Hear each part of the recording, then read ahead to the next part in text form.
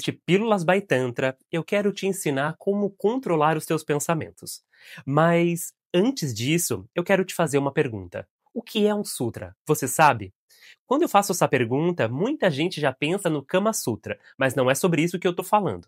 Sutra é um estilo de texto onde se escreve em sânscrito com o mínimo de palavras possíveis, porém com o máximo de informação. Esse modo de escrever era muito utilizado na Índia antiga, onde os sábios utilizavam os sutras para escrever tudo o que eles aprendiam nesse formato de sutras, para que as ideias e descobertas ficassem guardadas e que não fosse de fácil acesso para qualquer um.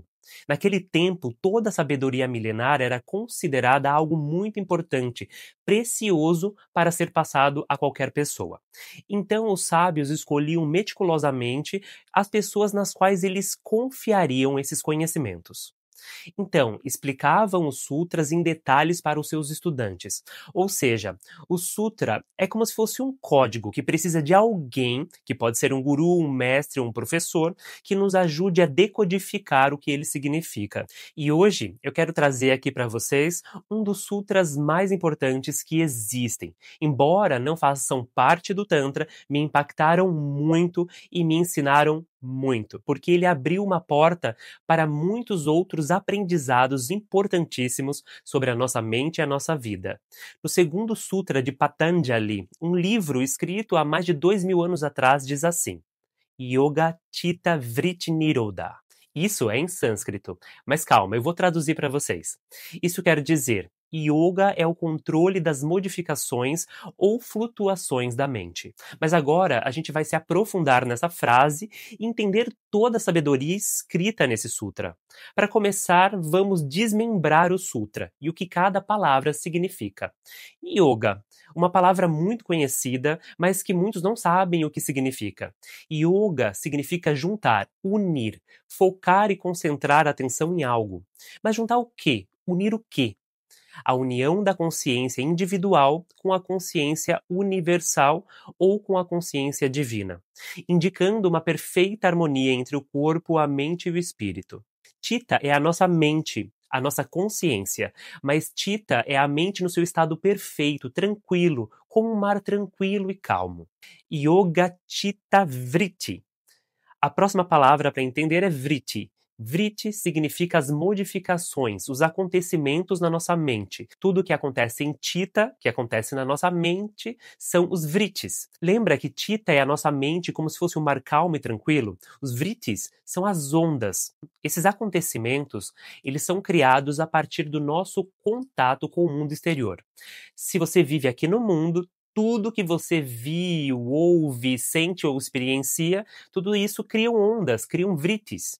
Então, esses vrittis, essas ondas, sempre vão modificar o nosso campo mental.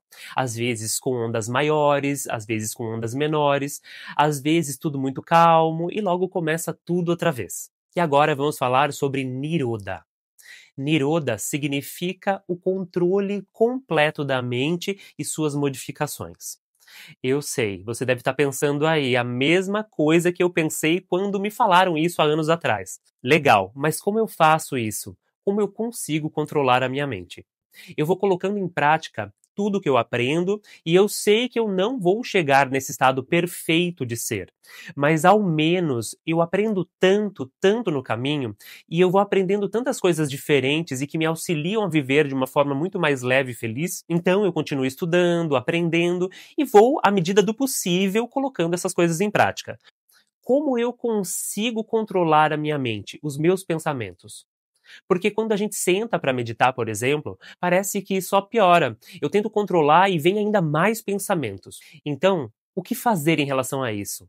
Precisamos aceitar o que vem e mudando o que precisa ser mudado. Um bom exemplo disso é que quando você está tentando respirar da maneira correta na tua meditação, mas está difícil, se você ficar brigando com a respiração, vai apenas piorando.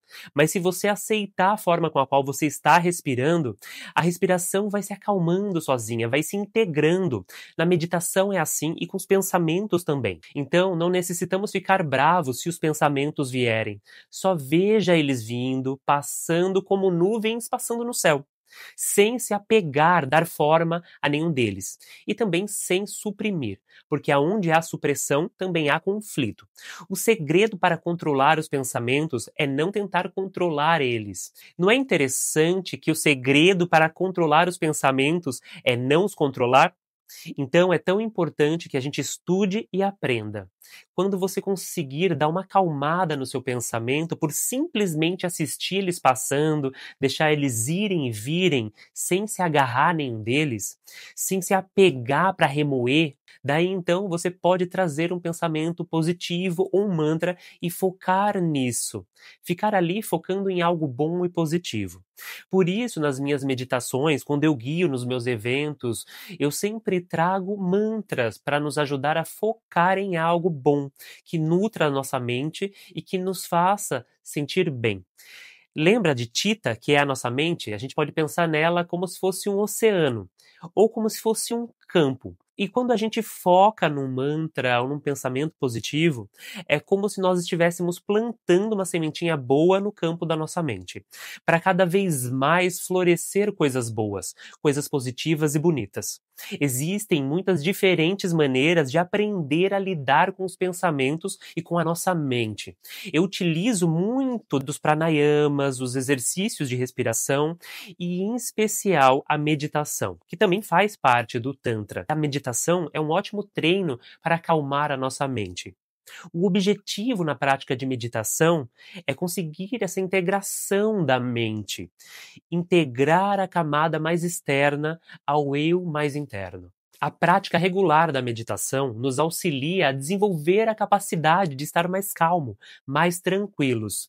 A meditação nos auxilia a desacelerar, perceber e categorizar os pensamentos que surgem dentro de nós. Tudo isso é um processo contínuo de autodescoberta que requer paciência, comprometimento e principalmente intenção. À medida que você consegue se entender melhor, você vê também o que está por debaixo da superfície das coisas.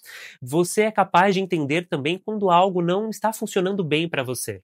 E no final das contas, é por isso que a gente busca o autoconhecimento. Porque já que passamos tanto tempo aqui dentro da nossa mente, é melhor fazer as pazes com ela, conhecer ela bem, para que nós possamos viver bem acompanhados. E nos conhecendo melhor, nós conseguimos fazer melhores escolhas, com mais coragem, com mais força e também conseguimos viver melhor momentos de tranquilidade e paz. Pois afinal de contas, nós geralmente temos mais medo daquilo que não conhecemos bem. Então, o autoconhecimento, ele é tão libertador por conta disso e por isso também nos faz tão bem. Eu tenho certeza que você está nesse caminho de autoconhecimento porque você está aqui escutando tudo até o final. Eu desejo para vocês uma vida cheia de saúde, sabedoria, muito prazer, pois evoluir também é muito prazeroso. Do meu coração para o de vocês, como sempre, Namastê. O Deus que habita em mim, saúde ao Deus que habita em vocês. Tchau, tchau, pessoal.